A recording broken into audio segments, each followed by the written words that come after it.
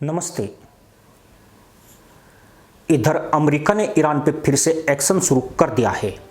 उधर भूमध्य सागर में एक दूसरी कहानी तेजी से आकार ले रही है। ऐसी कहानी जिस पर अभी दुनिया उतनी बात नहीं कर रही, लेकिन आने वाले समय में यही कहानी सबसे बड़ा भूचाल ला सकती है। यह कहानी है इजराइल और तुर्की की। इजराइल और तुर्की के बीच अब पूरी तरह ठन गई है। हालात आने वाले समय में किसी बड़े संघर्ष का संकेत देने लगे हैं। सवाल यह है कि क्या पश्चिम एशिया के बाद अब मध्य पूर्व में एक नया मुकाबला शुरू होने जा रहा है? क्या ईरान के बाद अब तुर्की इजराइल के टारगेट पर आ चुका है? आखिर क्यों भारत के दो मित्र देश अचानक इस तनाव में महत्वपूर्ण होते जा रहे हैं? और सबसे बड़ा सवाल, यह तनाव पाकिस्तान तक कैसे पहुंच रहा है? कहानी को समझने के लिए हमें सबसे पहले नक्शे पर जाना होगा, क्योंकि कई बार युद्ध मैदान में नहीं, नक्शे पर शुरू होते हैं।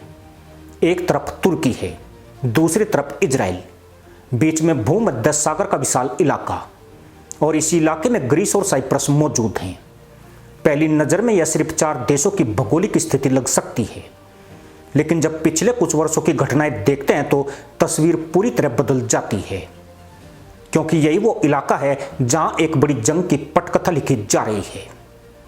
तुर्की वो देश जहां मुल्लाओं को खलीफागिरी का चस्का लग चुका है, और यह चस्का तभी पूरा होता है जब कोई मुल्ला अपने पिछवाड़े की ताकत दिखा सके, जिसके बाद चाय की टपरी पर बैठे चार मुल्ले गधैया नर्तक करने को मजबूर हो जाए। ईरान की भी ऐसी ही हसरतें थी, लेकिन उसकी खलीफागिरी के ख्वाब तहमद को फाड़कर होरों के तबेले के चक्कर लगा रहे हैं। गौर करने वाली बात यही है कि ऐसे ख्वाब तभी पूरे होते हैं जब कोई मुल्ला भारत या इजराइल को घुटनों पर ले आए। पर दिक्कत यह है कि धरती पर आज तक ऐसा कोई माई का मुल्ला पैदा नहीं हुआ।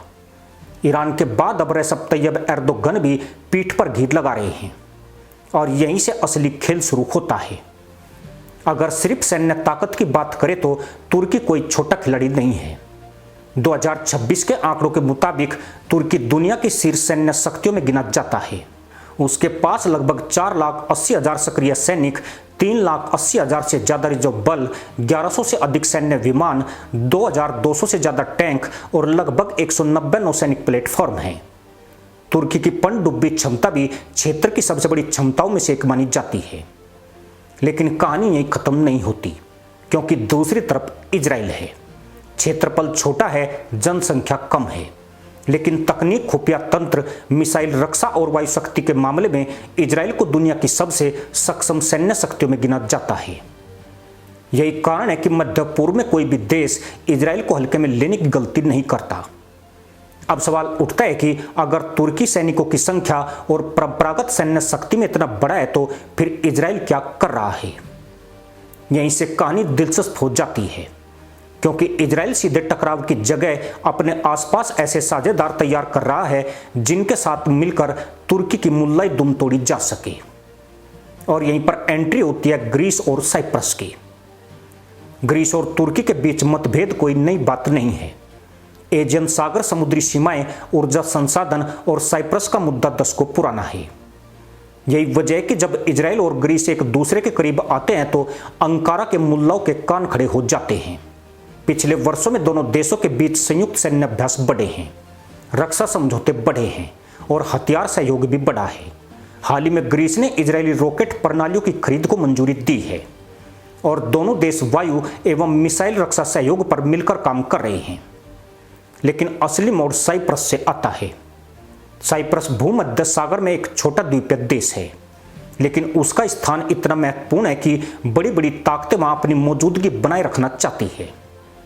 तुर्की और साइप्रस के संबंध लंबे समय से तनावपूर्ण रहे हैं। ऐसे में जब इजराइल, ग्रीस और साइप्रस एक साथ बैठकर संयुक्त सैन्य योजनाओं पर हस्ताक्षर करते हैं, तब यह सिर्फ एक सामान्य बैठक नहीं मानी जाती। 2026 के लिए तीनों देशों ने संयुक्त सैन्य सहयोग, प्रशिक्षण और अभ्यास बढ़ाने की योजना बनाई है। इसका सीधा मतलब यही है कि इजराइल किसी बड़ी शुरुआत से पहले तुर्की की घेराबंदी को मजबूत कर रहा है। मजे की बात यह है कि आने वाले वक्त में यहां भारत की एंट्री भी हो सकती है, और अगर ऐसा हुआ तो जाहिलों की हू को फूं में बदलते देर नहीं लगेगी। यहीं पर एक और दिलचस्प तथ्य सामने आता है। ग्रीस की सेना तुर्की जितनी बड़ी नहीं है, उसके पास लगभग 1,47,000 सक्रिय सैनिक, 600 से अधिक विमान और 150 से अधिक नौसैनिक प्लेटफॉर्म हैं। साइप्रस की सैन्य शक्ति तो उससे भी कहीं छोटी है, लेकिन जब किसी क्षेत्र में कई देशों की क्षमताएं एक साथ जुड़ती है तब गणित बदल जाता है, और अब वही गणित बदलने जा रहा है। कल्पना कीजिए, एक तरफ तुर्की है, दूसरी तरफ इजराइल है, उसके साथ ग्रीस है, साइप्रस है, संयुक्त नौसैनिक अभ्यास है, संयुक्त वायु अभ्यास है, रक्षा तकनीक का आदान प्रदान है, मिसाइल रक्षा सहयोग है। ऐसे में अंकारा की चिंता बढ़ना स्वाभाविक माना जाता है। एर्दोगन के हाथ पांव कांपने की असली वजह भी यही है। संकेत यही है कि दोनों देश सीधे सैन्य टकराव की ओर बढ़ रहे हैं। इसलिए पूर्वी भूमध्य सागर में शक्ति संतुलन को लेकर प्रतिस्पर्धा तेज हो रही है, और जब प्रतिस्पर्धा तेज होती है तब हर नई सैन्य साझेदारी, हर नया अभ्यास और हर नया रक्षा समझौता खबर बन जाता है। यही वजह है कि आज जब दुनिया ईरान, यूक्रेन और एशिया की खबरों में उलझी हुई है, उसी समय भूमध्य सागर में एक अलग कहानी लिखी जा रही है। एक तरफ तुर्की अपनी सैन्य शक्ति बढ़ा रहा है, दूसरी तरफ इजराइल अपने साझेदारों के साथ रिश्ते मजबूत कर रहा है, और बीच में खड़े हैं ग्रीस और साइप्रस, जिनकी भूमिका हर गुजरते महीने के साथ पहले से ज्यादा महत्वपूर्ण होती जा रही है। अब सबसे बड़ा सवाल यह है कि क्या यह सिर्फ शक्ति प्रदर्शन है, क्या यह सिर्फ भविष्य के लिए तैयारी है, या फिर आने वाले वर्षों में पूर्वी भूमध्य सागर दुनिया का नया तनाव केंद्र बन सकता है। फिलहाल जवाब भविष्य के पास है, लेकिन घटनाएं जिस रफ्तार से आगे बढ़ रही है उसने दुनिया को सतर्क कर दिया है। एक समय था जब तुर्की और इजराइल के रिश्ते अपेक्षाकृत बेहतर माने जाते थे, लेकिन अब हालात बदल चुके हैं। दूसरी तरफ ग्रीस लगातार इजराइल के साथ संयुक्त सैन्य अभ्यास कर रहा है। साइप्रस भी दोनों देशों के साथ सुरक्षा सहयोग बढ़ा रहा है। अब अगर आप नक्शे को ध्यान से देखें तो एक दिलचस्प तस्वीर सामने आती है। तुर्की के पश्चिम में ग्रीस है, दक्षिण में साइप्रस, और उससे आगे इजराइल। यही वजह है कि तुर्की के मीडिया में कई बार यह सवाल उठता है कि क्या अंकारा के आसपास एक नया सुरक्षा ढांचा तैयार किया जा रहा है। लेकिन कहानी सिर्फ यहीं तक सीमित नहीं है। असली मामला समुद्र के नीचे छिपा हुआ है। पूर्वी भूमध्य सागर में गैस के बड़े भंडार मिलने के बाद इस पूरे इलाके का महत्व अचानक बढ़ गया है। अब हर देश चाहता है कि ऊर्जा परियोजनाओं में उसकी भूमिका मजबूत हो। यहीं से प्रतिस्पर्धा शुरू होती है। तुर्की अपने हितों की बात करता है, ग्रीस अपने दावों की बात करता है, साइप्रस अपनी स्थिति रखता है, और इजराइल भी इस पूरे समीकरण का महत्वपूर्ण हिस्सा बन जाता है। जब ऊर्जा, समुद्री सीमाएं और सुरक्षा एक ही जगह आकर मिल जाए तो तनाव बढ़ना कोई असामान्य बात नहीं होती। अब जरा एक और तथ्य पर ध्यान दीजिए। तुर्की के पास बड़ी सेना है, लेकिन इजराइल की ताकत उसकी तकनीक, खुफिया नेटवर्क और वायु शक्ति में मानी जाती है। इजराइल के पास अत्याधुनिक लड़ाकू विमान है, बहुस्तरीय मिसाइल रक्षा प्रणाली है, और युद्ध के मैदान से कहीं दूर बैठकर लक्ष्य पर नजर रखने की क्षमता है। यही वजह है कि मध्य पूर्व में किसी भी सैन्य समीकरण की चर्चा इजराइल का नाम लिए बिना पूरी नहीं होती।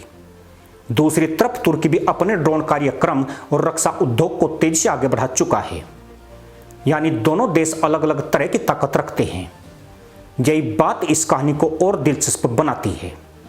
अब सवाल उठता है कि अगर दोनों देशों के बीच इतना अविश्वास बढ़ रहा है तो क्या कोई सीधा टकराव हो सकता है।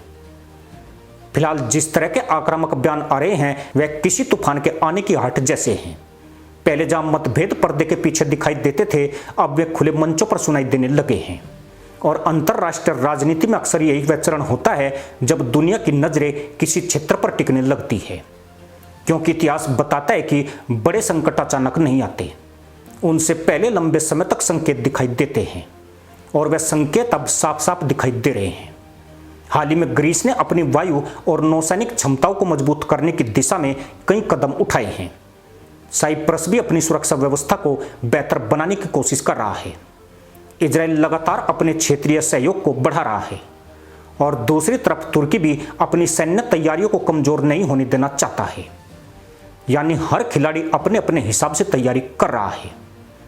यही कारण है कि पूर्वी भूमध्य सागर अब केवल एक समुद्री क्षेत्र नहीं रह गया। यह शक्ति, प्रभाव और भविष्य की दिशा तय करने वाले बड़े मंच में बदलता जा रहा है। पर मामला यहीं खत्म नहीं होता। इस पूरी कहानी का एक और पहलू है जिस पर बहुत कम चर्चा होती है। वह है पाकिस्तान का पहलू। तुर्की और पाकिस्तान के रिश्ते लंबे समय से अच्छे रहे हैं। कई अंतर्राष्ट्रीय मुद्दों पर दोनों देशों ने एक दूसरे का समर्थन किया है। यही वजह है कि जब भी तुर्की से जुड़ा कोई बड़ा घटनाक्रम सामने आता है, पाकिस्तान का नाम भी चर्चा में आने लगता है। पाकिस्तान वही जाइलों और मुल्लाओं का देश जो एक हाथ में कटोरा और दूसरे हाथ में परमाणु बम लिए फुदकता घूम रहा है। वह मुल्ला भाईचारे के नाम पर तुर्की के साथ होने के दावे करता है।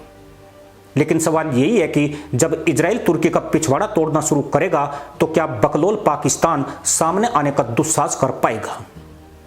फिलहाल स्थिति यह है कि इजराइल अपने सहयोगियों के साथ रिश्ते मजबूत कर रहा है। ग्रीस और साइप्रस अपनी भूमिका बढ़ा रहे हैं। तुर्की अपने हितों की रक्षा की बात कर रहा है और दुनिया यह समझने की कोशिश कर रही है कि आने वाले वर्षों में यह पूरा क्षेत्र किस दिशा में जाएगा। क्या यह केवल शक्ति संतुलन का सामान्य खेल है? क्या यह ऊर्जा संसाधनों की प्रतिस्पर्धा है? या फिर यह उस बड़े तूफान की शुरुआत है जिसकी झलक अभी सिर्फ संकेतों में दिखाई दे रही है? यही वह सवाल है जिसका जवाब हर नया घटनाक्रम खोजने की कोशिश कर रहा है। इसी के साथ अनुमति दोस्तों, जय हिंद, वंदे मातरम।